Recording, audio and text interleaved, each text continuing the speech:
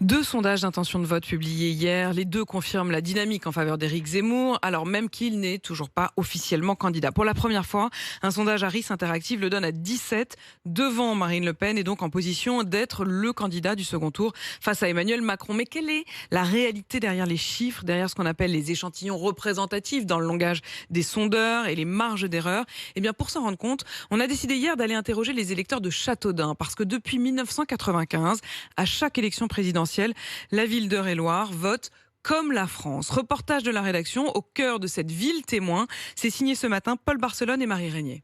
Parking de l'hypermarché de Châteaudun. Avant de remonter dans sa voiture, Michel, la soixantaine, n'est pas contre parler politique. Il assure ne pas encore avoir fait son choix, mais quand on évoque le nom d'Éric Zemmour, son visage s'éclaire. Il interpelle beaucoup de monde, dont moi. On voit qu'il est en train de fracasser Marine Le Pen. Bon, je veux dire, le mec, il grimpe. Intellectuellement parlant, c'est haut niveau.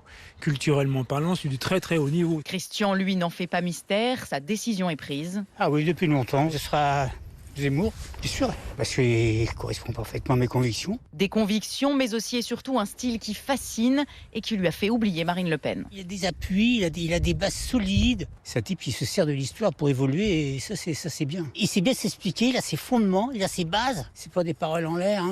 Un presque candidat qui ne laisse personne indifférent. Non mais les gens, comment ils peuvent voter pour quelqu'un comme Zemmour, qui n'a pas de programme, qui est comme un clown?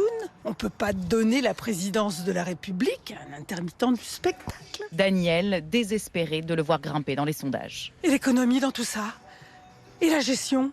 Bon, qui ne vaille pas des étrangers et tout? Mais enfin, faut être raisonnable. Mais franchement, mettre son nom dans l'urne pour représenter la France, enfin, c'est quand même compliqué. Cette électrice, les Républicains envisagent d'ailleurs un vote utile Emmanuel Macron dès le premier tour. Tout faire, selon elle, pour tenter de neutraliser Éric Zemmour.